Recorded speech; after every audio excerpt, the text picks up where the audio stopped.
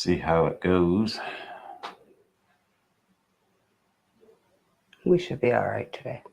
Huh? You advertised it a lot. Is that what you meant by see how it goes? No, I meant like with the getting everything to work. Oh. Yeah. It'll be fine. Yeah. Oh, there's Natalie. Everything's fine. Hey, hi, Natalie. Smile, you guys. Ha ha ha. Don't tell me what to do, Natalie. Yeah, okay, Natalie. Well, Natalie. And we got Deanna's there. Hi, Nana.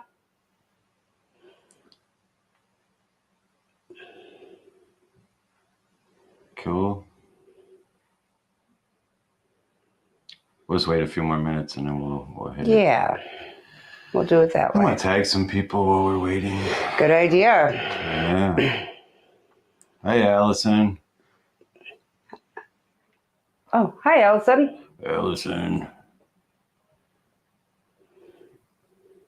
I should have brought up my phone to do that. Make sure I remember next week. You should have, but you didn't. Because I keep forgetting. Remembering. I have remember my short-term memory. It's really bad. Really horrible. Huh? It is. What's your name? Terry. What's your name? You got me off guard. That did not got count. You, see? Yeah. I could have took that a different route. I definitely could have took that a different route. Like, what's your name? Tag some people, everyone. Let's get some people in here and get it rolling. Tag some peoples.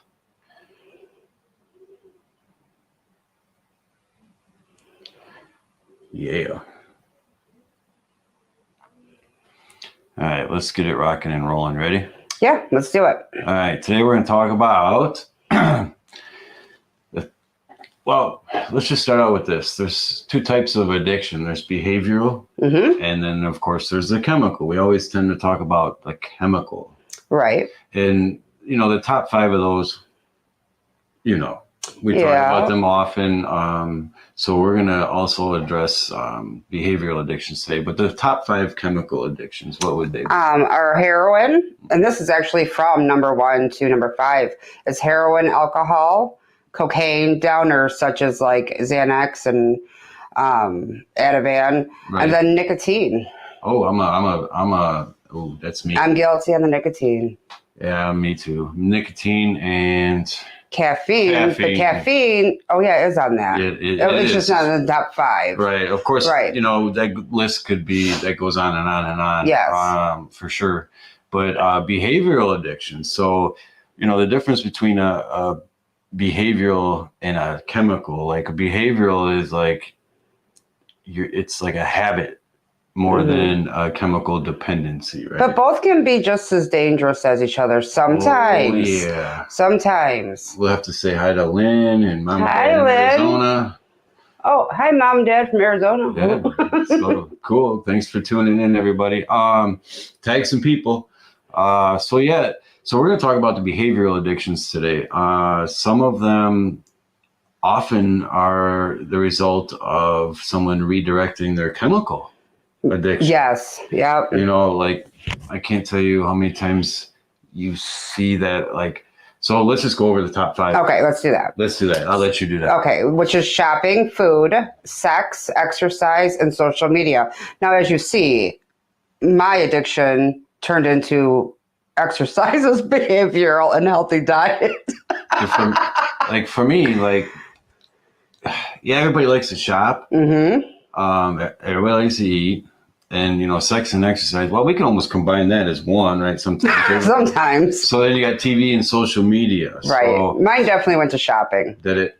It did. I'm a very impulse buyer. Right. Whether it be online or in a store, I have to try to control. I have been trying to control myself.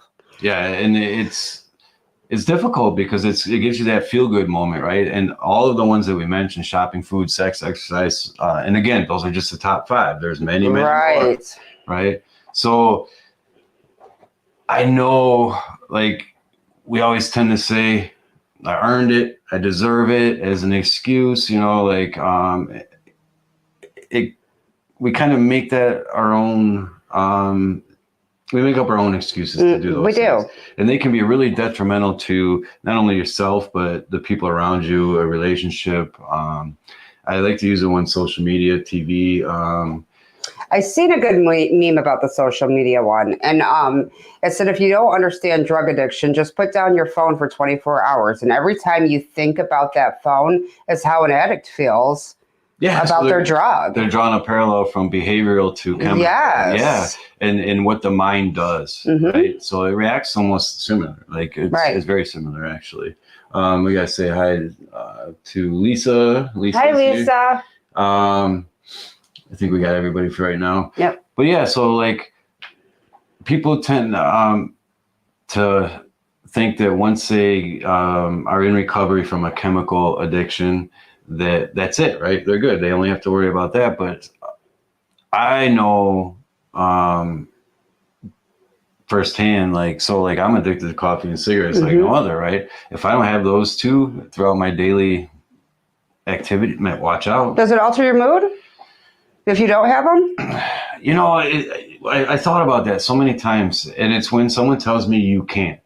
Okay. Like if you can't smoke or you can't do this, right? You drink your coffee, then I want it more. Oh yeah, that's everyone. I think so. The more you tell me no, the more I. So when your credit card says no more, Terry, you're when Mom says no more, Terry, like you can't spend no more on the credit card, and I'm you want it more, right? Yeah, right. Yeah. So and then there's social media, right? So social media, you have people that are so wrapped up into like what's going on Facebook, who's saying what. You have all these discussion groups, and you throw in the politics and all this stuff that people are really, really passionate about, and they get involved. And it can ruin a relationship, and it also takes you away from TikTok's a good one, right? It is. That's like it's going down a rabbit hole.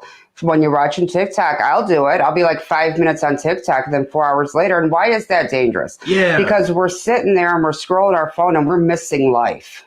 Yes. We're missing our families, our children growing up. We're missing just the flowers grow, just the simple things in life too, because we're staring at our phones all day. Missing family meals. Everyone's on the couches eating and start putting off things, right? Yeah. Next thing you know, you're watching it at work or doing what, and it's like, And relationships have been ruined over too much. When you roll over and you are saying hello to your phone before you're saying hello to your partner. Right. So then that moves us on to like the other ones, which are food. People excessively eat to drown out whatever feelings of, depression, anxiety, whatever. Right. So I think we all have something. Oh, for sure. Because there's so many of them. Yeah, for sure. So I'm sitting here right now. I got my caffeine. He does. Yeah. Meanwhile, healthy Terry has her water. After she asked me for a Coke before we started. But no, as we continue on the list, so you got exercise, sex, food. We already hit on shopping and social media / TV. I don't think it's TV as much as social media. I think social media is more of a killer in that aspect. I think so too, because even when people are watching TV or family movies, they're still scrolling on their phones. Yeah. Or playing their games on their phones or whatever. And sex, that's of course a dangerous one too, because that ruins relationships when you're a sex addict. Not only that, like I've seen on a lot of the forums for the chemical addiction, the recovery groups and whatnot, you see all the time someone will jump in, and I find this ironic as all could be. They'll jump in a recovery group and say, I'm addicted to sex or porn, right?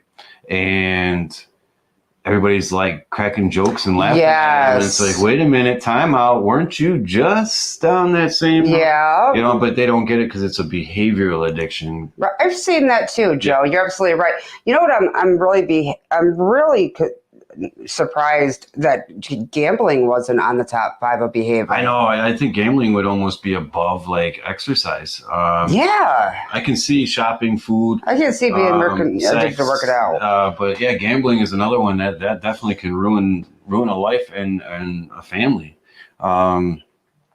People start taking loans out that they can't pay back to gamble, like just this last time. And it's that thrill, that adrenaline, and Right. that reward system. Like, so yeah, I won. You always hear it. I won $200 on a scratch off. Okay, well, how much did you spend to get there? Right. Probably more like 2,000, right? Yes, normally. Yeah. And I wonder, well, I don't wonder, I know how heroin hit number one in that chemical addictions, because now heroin was my drug of choice, and opiates are, I think, more addictive. Maybe not, maybe not as dangerous of a withdrawal, but definitely more addictive than I think some of the others. Yeah. Well, I think, the potency of it. Yeah, do you know what it was like? It was like saying welcome to heaven, but the rest of your days will be hell. Right. So you're chasing that heaven every day. Yeah. Yeah. And Lynn says she worked in the casino for 8 years, and it was a problem for her husband. But so she's probably seen it firsthand, where people walk in there and, I went one time and I seen this lady. She had put her keys in the machine to go get more money. Mm-hmm. And something went south. I think she spent too much already, but she came back and someone was like, "Hey, I want to play this machine." And it came to a verbal altercation with security and everything. And she said, I heard it. I was over there playing my, quarter at a time thing. Mm-hmm. She says, "I already dumped $5,500 in this machine today. Holy smokes. I am not leaving." Well, that's not, like, she wanted them to bend the rules because of her addiction. Yeah, my mom taught me a rule when going into the casino. She only brings in $50 and she leaves the rest at home. So that's but that's like me ordering like a pizza, right? I don't have to surround myself with piles of food. Right, but she used to be worse. She used to go to the casino more often. Okay. Because, she said just to sit the slot machine, she didn't have to think about anything. The whole world disappeared. So yeah, that can get addictive when the whole world disappears. That's an escape. So when do we actually realize that any of the behavioral addictions are becoming a problem, or even becoming an addiction? When they start affecting your life in a negative way. So would you say something like maybe we'll just stick on the gambling side of things. Let's say skipping work to go to the casino. Yep. That would be one. Yep. That'd be what credit card debt. Or lying about your credit card. Yes. Yeah. Yes. Exercise, I don't know, unless you're getting to the point where you're taking dangerous things like overly taking laxatives or making yourself throw up in order to get to your ideal weight. I don't know about the exercise one. Do you? Well, exercise would just be like, that is all you do. Like, that's all you're worried about. And there's I don't know if that should really be on the list. It's dangerous, right? Can you really, if you're exercising, you take care of yourself, eating healthy and all that, are you really, sure, it can impact yourself and others around you. Yeah, but to make it to the top 5, I don't know. Right. So, I don't think Google's right on that. Place of that, for sure. Yeah. But yeah, so it's not just the chemical addiction side of things. It's these behavioral addictions can be detrimental to yourself and your relationship and pretty much your well-being. Yeah, definitely. So how does one, this is tough. Like, how does one approach somebody if they feel like they're suffering from one of these behavioral addictions? How did you approach me when you thought about my credit card debt? I was hoping you'd bring that up. So I wasn't going to just throw it out there, right. But I kind of am glad that you're open to talking about, which is a huge thing. That's nothing but props to you for that. But so what we see, you all know Terry's history with the chemical addictions side of things. And then, we see these, I don't want to call them red flags, but they're like indicators that things may be kind of, not bad, not horrible, but maybe aiming that way. Right. Mm-hmm. So we sat down and we had a little talk. And I remember this stuck in my head and I wanted to talk about this. So we talked about some things and I said, Terry, like the spending, the shopping, right? And you're like, well, I've always been that way. Mm-hmm. I'm impulsive and I'm like, cool for admitting it, but let's change that, right? Right. You did? Yeah. And then we were able to have a constructive conversation about how it was impacting you and how it was like how were you seeing this going forward, Right. and it's not just like to pick on you, and I felt a little bit at the beginning, and everybody knows we're pretty tight, we're good friends, Mhm. really good friends, but it wasn't just me, it was someone else. It was a loving conversation. Yeah, and you gotta find that way to address it where it's not attacking the person, Right. because you did say You- that. Yeah, I did. Yeah, you said At first. I think you're just being attacked, and I'm like, Right. no, Terry, no. Right. And that's Yeah. when you started putting it in different words. Yeah. You know, and really opening my eyes to the subject. Like, no, look, we're just worried about you. You know, obviously, this isn't taking you in a good direction. It needs to be. We need to change paths here. No, so by the end of it, what's important is that I didn't feel attacked at the end of it. I felt more loved than I did attacked, And that's and I like, thank you for that. well, no, and that it was it's always a bad situation to approach somebody and say, hey, look, your behavior is not looking good from the outside in, right? Mhm. Because as human beings, we're gonna take defense, like we're gonna be defensive to that, no matter what it is. But you brought up a key point, and I remember thinking to myself, oh shit, I got to redirect this, right? Restart. Like my approach has to be a little different, Mhm. because I had in my head, okay, this is how I'm going to approach it, and you seem to be a little defensive, so I kind of angled it around to a different way, Right. and we got to talk about it. But I think it's very important that you have to try, right? And maybe that person will be defensive in that moment, but they may walk away and then they start thinking, and that's what happened with you. Hmm. You thought more about it, and then we talked more about it in the days to follow. Yeah, and I think too, it's important. Make sure you're close friends with the person. If it wasn't you or one of my other very close friends or family, I wouldn't have enjoyed the conversation. I would have been like, "What business is it of yours?" No kidding. Make sure you're close. No, and I totally understand that. Yeah. And it was one of those conversations I felt needed to happen. But Yeah, absolutely, it I did. didn't think you were like totally gone down Right. down the wrong road. Right. Let's say hi to Deborah and Darren. They just tuned Oh, in. hi, Deborah. Hi, Darren. And remember, you can share this when we're done. Mhm. Once we end the live broadcast, it will post as a complete video on our page. So, oh, look who's there. Mom. Oh, hi, Mom. Mom is there. We just got done talking about my credit card debt, Mom. You're going to Yeah. have to rewind. Yeah, so Mom, you're going to want to go back and check it out. But yeah, so it's really important to address those things if you're seeing them, but from the outside looking in. And it's really important to understand that sometimes, and same with chemical addiction, Mhm. your approach is everything. Yeah. You can't For just sure. be like, you, Terry, have spent way too much damn money. Right. Like, no kidding. You know that. Like deep down inside, you know that. Yes. Right? Yeah, I've lost nights of sleep because of it. Trust me, I know it. But yeah, no, your approach was right on, and and your lovely wife Silky was there too, and yeah, you guys are more than a family than anything. So Well, it came from the right people. and that's all we wanted, was just for you to be like, okay, this is maybe something I need to work on. Right. But I do remember that sticking out. That's just the way I've always been. Yeah. Right. And what did I say? I said, Terry, then let's work on that. Right. Right, because I've always been a drug addict too, and we don't want that behavior not Exactly. changed. So yeah, and that's what I'm talking about. Like that the human mind goes right to making or justifying what yeah, it does. it does. And that's no attack on you. No, it does for everyone. But I'm really happy that you just threw that out there so we could talk about it. Of because course. It's a prime example of how to address things, and how on both sides, being the one addressing it and the one being addressed. Hmm.